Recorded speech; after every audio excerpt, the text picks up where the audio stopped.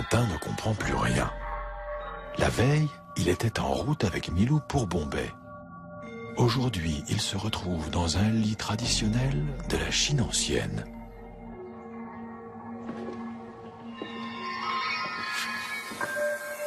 À peine réveillé, Tintin décide d'explorer les lieux.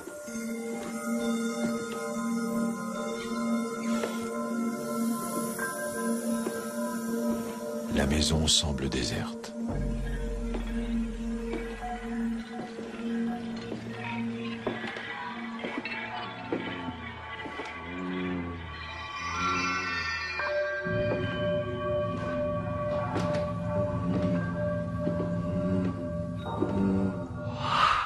Le fou de Shanghai, s'exclame Tintin. Encore! Avez-vous trouvé la voie? Heureusement, le maître de maison fait irruption dans la pièce. Didi, veux-tu cesser? Bien, papa. Décidément, la Chine se révèle aussi dangereuse que mystérieuse. Mais dans quel casse-tête Tintin s'est-il fourré? Scène clé dans les aventures du Lotus Bleu. Tout finit par s'expliquer. Wang Zhenye, le maître de maison, est à la tête de la société secrète des Fils du Dragon. Leur but, lutter contre le trafic d'opium. Après de multiples tentatives, ils sont enfin parvenus à mettre la main sur Tintin afin de solliciter son aide.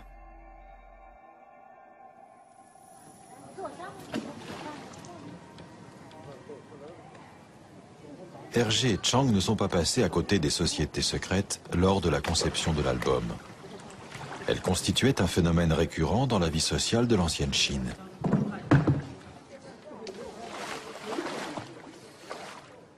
À l'époque des concessions, la société de la Bande Verte était incontournable, jouant d'activités légales et illégales. Dans la concession française et dans la concession internationale, la société secrète de la Bande Verte protégeait les intérêts des Chinois. Parce qu'à la tête de l'administration de ces concessions, l'on trouvait un fonctionnaire soit français, soit américain ou anglais. Au fur et à mesure des développements des activités des Chinois, il était nécessaire d'avoir une organisation pour protéger les intérêts chinois face aux Occidentaux. C'est dans ce contexte que ces sociétés secrètes s'organisèrent et menèrent leurs activités.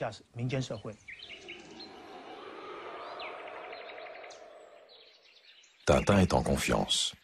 La société des Fils du Dragon est à cette heure son principal allié. La Chine du Lotus Bleu dévoile enfin ses premiers secrets. Wang apprend à Tintin que leur plus grand adversaire est un agent secret japonais du nom de Mitsu Hirato, un redoutable trafiquant d'opium. Les Fils du Dragon le surveillent de près. L'homme est prêt à tout pour faire taire définitivement Tintin.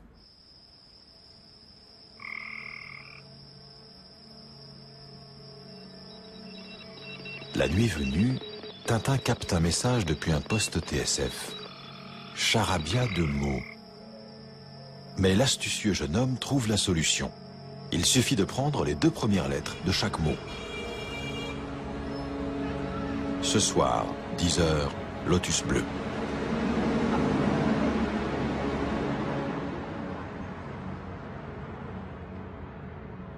Nous y sommes, au cœur de l'album. Le Lotus Bleu est une fumerie d'opium clandestine. Tintin s'infiltre incognito.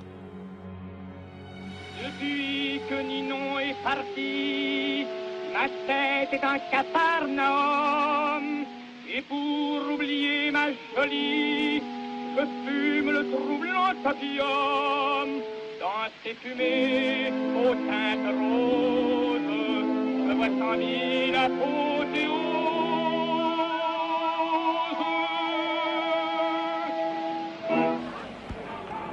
Jeux, prostitution, opium. Dans les années 20 et 30, Shanghai est surnommé le plus grand bordel du monde.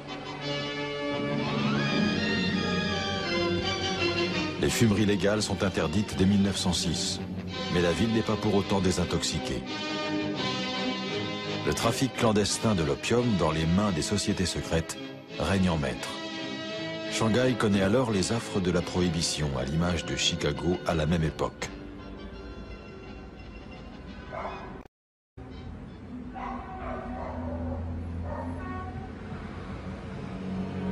Tintin, à deux doigts de goûter au plaisir interdit de la Chine, est surpris par l'arrivée de Mitsuhirato.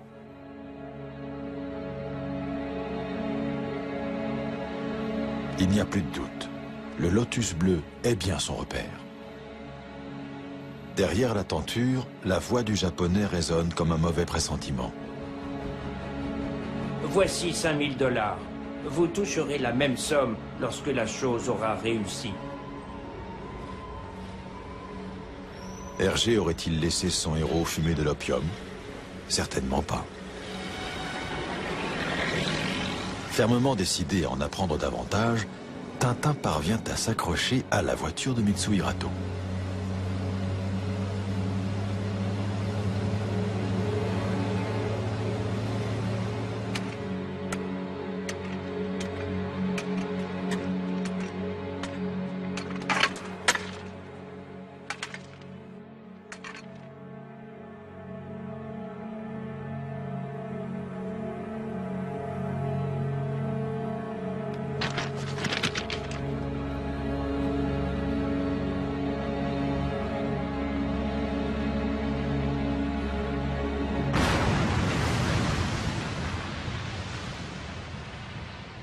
Tintin est sous le choc.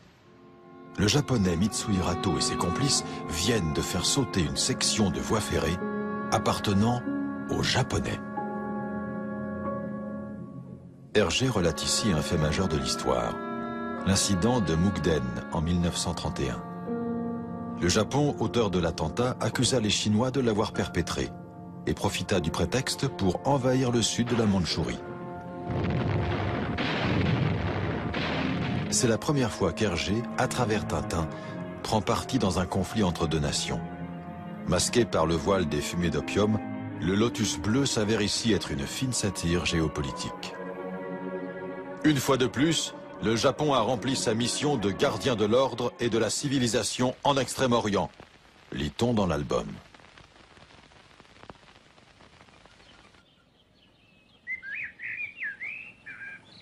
Monsieur Wang est inquiet. Tintin, parti la veille pour le lotus bleu, n'est toujours pas rentré.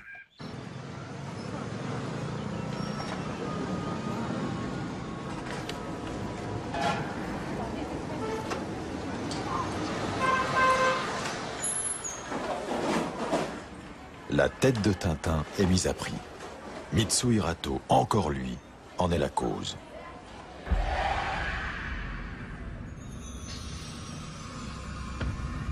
Les événements se sont précipités la nuit dernière.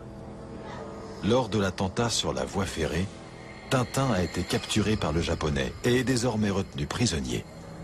Il découvre alors avec stupeur que Mitsuhirato détient le poison qui rend fou. Contrairement aux apparences, le poison n'a eu aucun effet sur lui. C'est grâce à Monsieur Wang. Un de ses espions a remplacé le poison par de l'eau. Tintin a eu la présence d'esprit de simuler la folie et parvint même à infliger une solide correction à son ennemi avant de prendre la fuite. Mais le dangereux japonais n'a pas dit son dernier mot. Il le dénonce auprès des autorités.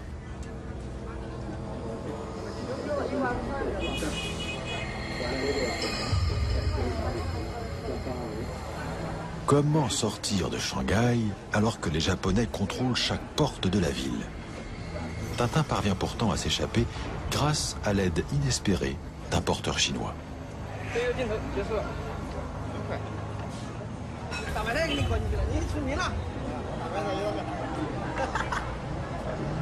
S'il parvient cette fois encore à s'en tirer, les taux se resserrent néanmoins de plus en plus. Revenir à Shanghai exigera la plus grande prudence.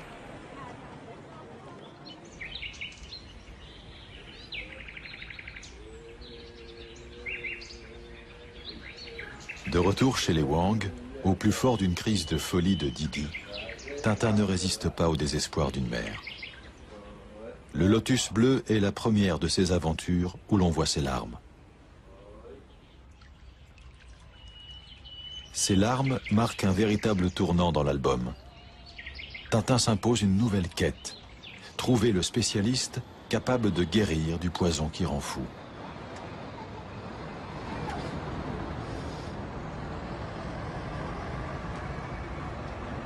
Le courageux jeune homme décide de retourner à Shanghai, malgré sa tête mise à prix. Les astuces de Tintin sont sans limite. Il parvient à tromper les Japonais postés aux portes de la ville.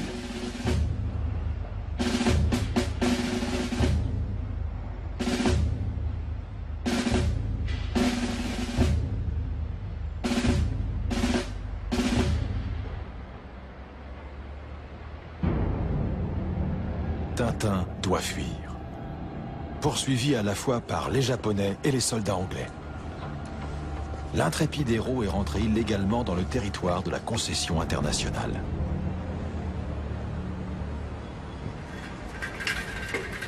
Le jeune homme réussit à échapper à ses poursuivants. Il se réfugie dans un cinéma. Le coureur belge Victor Honoré remporte une nouvelle victoire.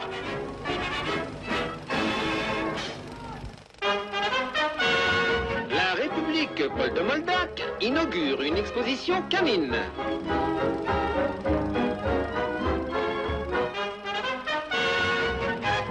Le professeur Fan Seyeng, célèbre pour ses ouvrages sur la folie, est de retour à Shanghai. L'information n'est pas passée inaperçue. Tintin détient peut-être la solution pour sauver Didi du poison qui rend fou. Il se rend sans tarder chez le professeur.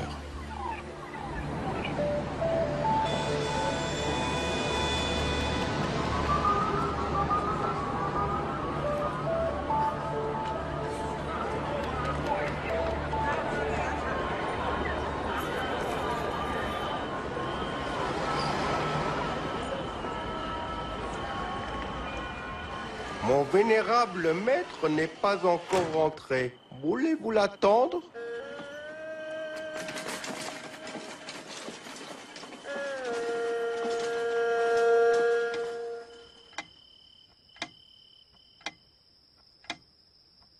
L'attente de Tintin se prolonge tard dans la nuit.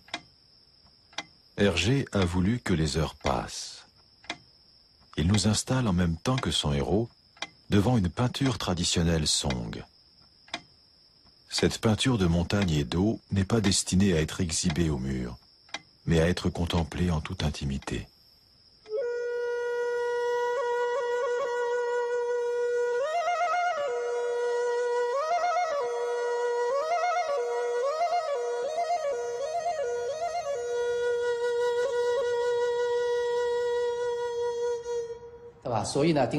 Tintin s'imagine au milieu du tableau.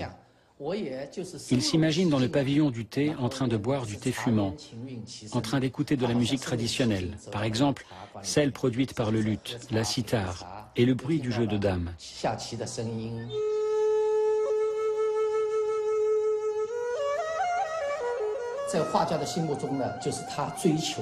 Ce paysage correspond à la quête du peintre qui cherche la beauté du paradis.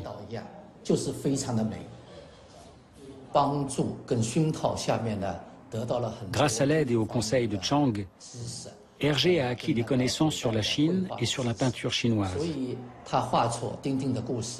C'est grâce à son ami chinois qu'Hergé a pu élaborer un tel scénario et réaliser un tel chef-d'œuvre.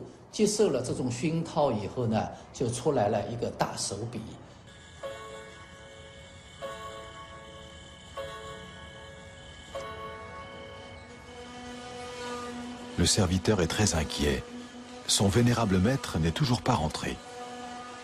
Tintin décide de remonter la piste du professeur et se rend à la réception donnée en l'honneur de l'éminent spécialiste.